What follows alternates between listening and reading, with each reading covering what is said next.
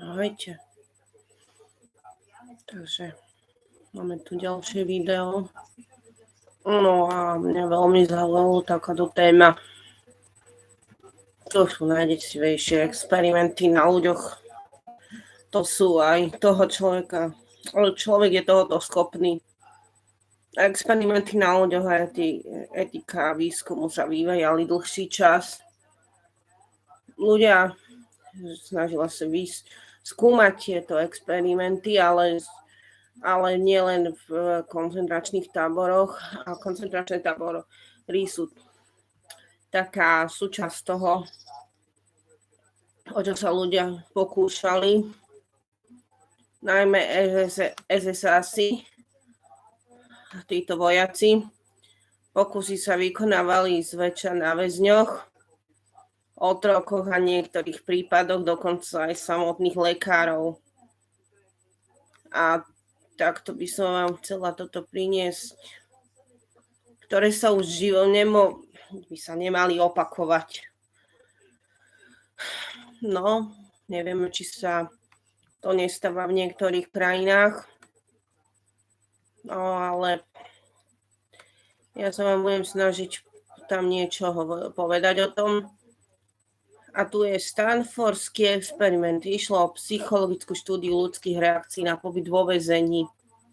Jeho vedúcim bol Philip Zimbardo a zúčastnili sa na ňom dobrovoľníci zo Stanfordskej univerzity, ktorí hrali v úlohe dozorcov.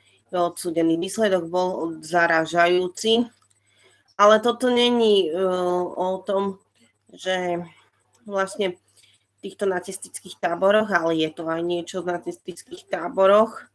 Toto je výsledok bol zaražajúci, až tretina dozorcov odhalila sklony k sadizmu a dvaja z odsúdených dokonca museli z experimentu kvôli silnej traume odstúpiť a celý pokus museli napokon predčasne ukončiť.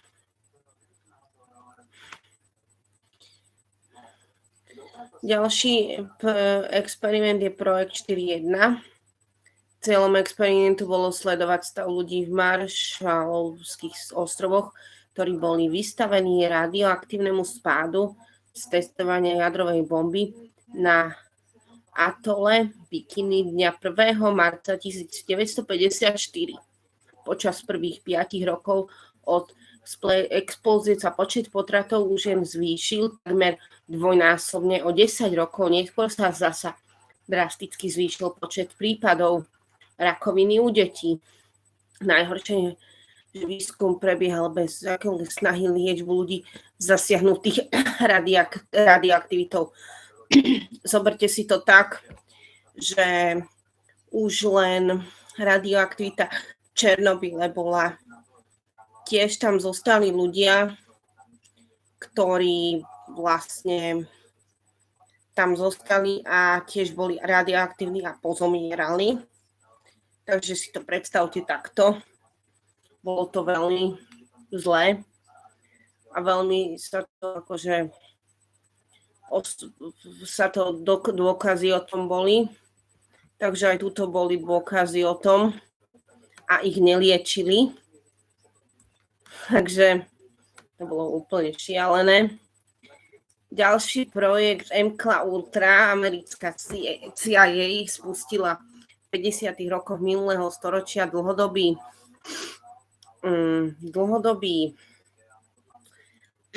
experiment, počas ktorého skúmala pôsobenie drog na ľudí, zamestnancov z vlastných radov, lekárov, prostitútky, ale aj psychicky chorých osôb.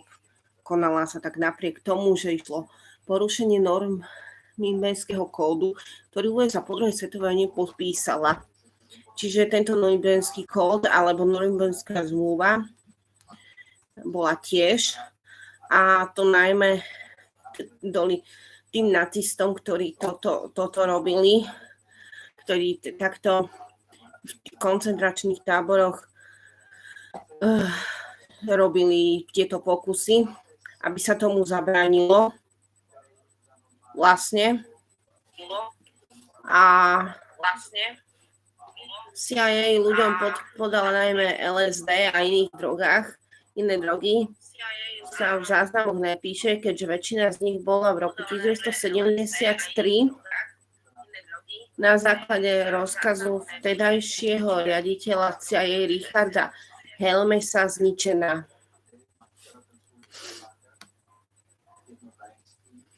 Ďalšie projekt Odpor. Projekt Odpor. Počas apartheidu bolo stovky homosexuálne orientovaných bielých vojakov a vojačiek a z armády Juhoafrickej republiky donútení k zmene pohlavia. Taktiež ich podrobovali kastrácii, elektrickým šokom a ďalším experimentom, čo bolo dosť kruté. Odhaduje sa, že obeťou pokusov sa stalo asi 900 ľudí. Dlhodobým plánom bolo úplne vyhubiť homosexuálov, čo sa nepodarilo v tejto krajine. Šokuje náme fakt, že vedúci pokusu doktor Aubrey Levin je v súčasnosti profesorom psychiatrie na univerzite Calgary. Chápete to? Niekto robí pokusy a potom je ešte aj profesor. Tak toto sa nedá pochopiť naozaj. Takže toto je asi chore, naozaj. Ale naozaj, asi, ale určite. Ďalšie experimenty v KLDR o pokusoch na ľuďoch v Severnej Kórei. Existuje množstvo svedectiev. Vlastne tejto Kóreji sú svedectvá. Je to dokázané, akože už bola, kedy sa o tom nerozprávalo, ale teraz to je dokázané. Bývalá väzenkyňa, ktorej sa z tejto krajiny podarilo utiecť. Akým zázrakom napríklad tvrdí, že dozorcovia jedného dňa zhromaždili 50 odsúdených žien a donútili zjesť otravené listy kapusty napriek výkrikom už umierajúcich väzenkyň boli pod hrozbou ublíženia ich rodinám donútené jesť aj tie ostatné. Do 100 smrť nastala u všetkých z nich na približne 20 po 20 minútach a sprevádzalo ju ich zvracanie a krvácanie z konečníka. Tak toto fakt brutál. Býval dozorca Hon Yong zasa tvrdí, že minimálne jednom z koncentračných táborov boli do laboratória vybavené plynovými komorami, do ktorých z vrchu narezali lekári a zapisovali si účinky plynu na ľudí. Samotný hojak bol raz svedkom incidentu, počas ktorého do komory umiestnili rodičov spolu s ich dcérou a synom. Po vpustení plynu spôsobujúce odúsenie údajne rodičia poskytovali deťom umelé dýchanie, aby prežili čo najdlhšie. A kto to? Napokon ich ale smrť dostihla všetkých. Takže zomreli. Všetci. Laboratórium jedov. Neslávne známe laboratórium je jedna sa nachádzalo v bývalom Sovietskom zväze a slúžilo na testovanie jedovatých plynov. Obeťami boli väzni z gulagov, na ktorých sa skúšal jeprid, ricín, digitoxín a veľa ďalších. Cieľom bolo vynájsť plyn bez chuti a zápachu, ktorý v tele mŕtvého nebolo možné po smrti odhaliť. Takže toto by fakt bolo brutálne, že nemôžete to odhaliť a že urobíte nejaký pokus samovraždu alebo teda vraždu a že nemáte možnosť to odhaliť, no tak to fakticky by som takéto pokusy robiť na ľuďoch. Jednotka 731. Ďalší pokus. Išlo o krycí názov výskumu biologických a chemických látok určených na náboj. Začal sa v Japonsku ešte v roku 1937 a pokračoval až do konca druhej svetovej vojny. Vedúci výskumu Shiro Ishii a jeho podriadení páchali na väzňoch skutočne zverstva. Pýtvali ľudí zaživa, a to dokonca aj tehotné ženy, ktoré násilím oplodnili práve lekári. Amputovali ľuďom končatiny a prišívali im ich na iné miesta tela. Väzňom zmrazovali ruky či nohy a neskôr ich bez použitia anestík nechali roztopiť. Ľudí tiež používali ako živé terče pre testovanie granátov či plameňometov. Shiro Ishii a nikto z jeho podriadených sa však trestu nedočkal. Po podpísaní prímeria s Američanmi im bola udelená imunita a samotný Ishii zomrel vo veku 67 rokov na rakovinu. Takže nedostal žiaden trest. Nacistické experimenty v honbe za vytvorením čistej árijskej rasy páchali nacisti neuveriteľné zločiny, ktorých zrejme najznámejším vykonávateľom bol Josef Mengele. Že neváhal experimentovať na židovských dvojčatách, ktoré napríklad zošíval dohromady v snahe vytvoriť jednu osobu. Taktiež im do očí vstrekoval chemické látky, aby zistil, či sa im nezmení farba očí. Takže to bolo tiež jeden z experimentov na dvojčatách. To fakt je brutál.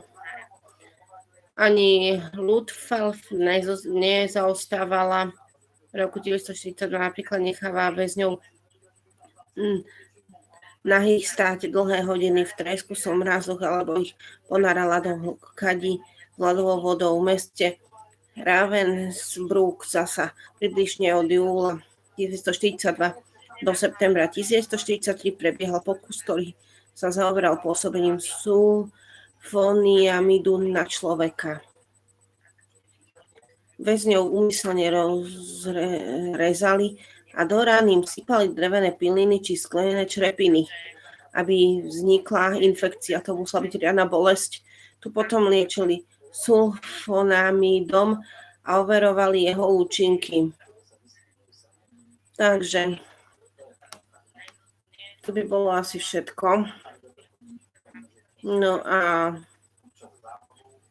ešte si nájdem priestor na jedno video, kde by som povedala o pokusoch, o nejakých pokusoch na ľuďoch alebo faktoch na ľuďoch vo Vsiečime. Ale uvidím, ako to spravím.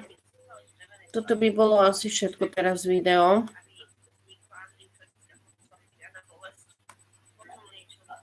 Takže som rada, že ste si ma pozreli a prajem vám príjemný deň. A vidíme sa ešte dneska. Ahojte. Majte sa. Pekný deň.